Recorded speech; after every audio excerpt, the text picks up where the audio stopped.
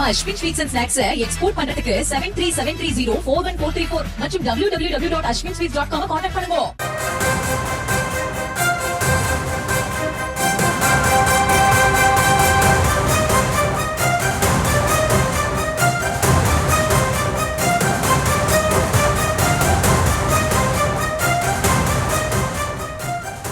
Case தட்டுப்பாடு தொடர்பாக முதலமைச்சர் மு க ஸ்டாலின் அவசர ஆலோசனையில் ஈடுபட்டிருக்கிறார். அந்த அண்மை செய்தியை பார்த்து வருகிறோம்.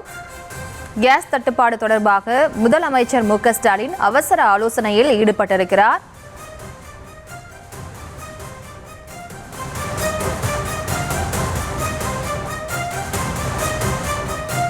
கேஸ் தட்டுப்பாடு தொடர்பாக முதலமைச்சர் மு க ஸ்டாலின் அவசர ஆலோசனையில் ஈடுபட்டிருக்கிறார். விவரங்களோடு இணைகிறார் இந்த செய்தியாளர் பாரிகார்த்திக்.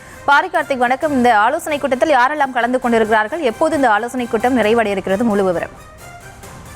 வணக்கம். ஈரான் இஸ்ரேலோடையான இந்த போர் என்பது சர்வதேச போராக, கிட்டத்தட்ட பொருளாதார போராக மாறியிருக்கும் நிலையில் இஸ்ரேல் ஆதரவு தெரிவித்து அரபு நாடுகள் மீது ஈரான் தாக்குதல் நடத்தியிருக்கிறது. இதன் காரணமாக அனைத்து எண்ணெய் நிறுவனங்களுமே தங்களுடைய பணிகளை நிறுத்திவிட்டார்கள். இதன் காரணமாக தெற்காசியாவில், குறிப்பாக இந்தியாவில் மிகப்பெரிய பாதிப்பை எண்ணெய் நிறுவனங்கள் மூலமாக பெற்றிருக்கும் நிலையில் இது தொடர்பாக ஒட்டுமொத்த இந்தியாவே பெரிய அளவுக்கு பாதிப்பை ஏற்படுத்தியிருக்கிறது. குறிப்பாக வீட்டு உபயோக சிலிண்டர்கள் தற்போது 10 நாட்களுக்கு மட்டுமே தமிழகத்தில் கையிருப்பாக இருக்கும் என்று சொல்லப்பட்ட நிலையில் முழுமையாகவே வணிக சிலிண்டர்கள் தற்போது தமிழகத்தில் கையில் இல்லை.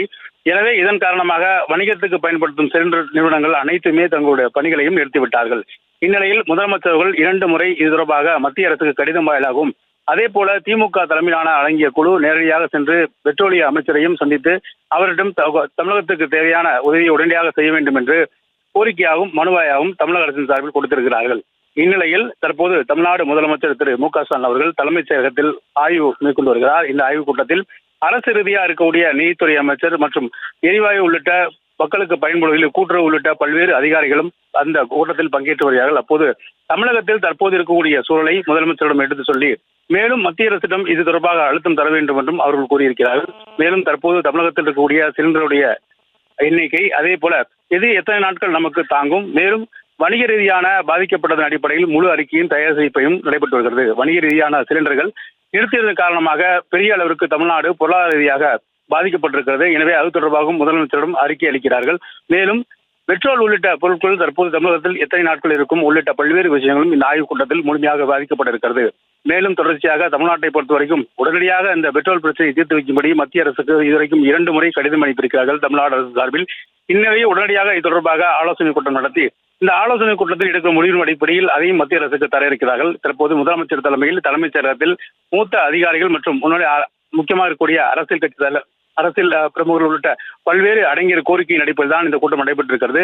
எனவே இந்த மத்திய அரசு உடனடியாக இதை சரி செய்ய வேண்டும் என்றும், மேலும் தமிழகத்துக்கு தேவையான வணிக ரீதியான சிலிண்டர்களும் வீட்டு உபயோக சிலிண்டர்களும் எரிபொருள் தட்டுப்பாடு இல்லாமல் தர மத்திய அரசு உடனடியாக ஆவணம் செய்ய வேண்டும் என்றும் தமிழக அரசு சார்பில் கோரிக்கை வைக்கப்பட்டிருக்கிறது. அதற்கான முழுமையான அறிக்கையை தயாரிக்கும்படி முதலமைச்சர் தலைமையில் ஆலோசனை கூட்டமாக நடைபெற்று வருகிறது.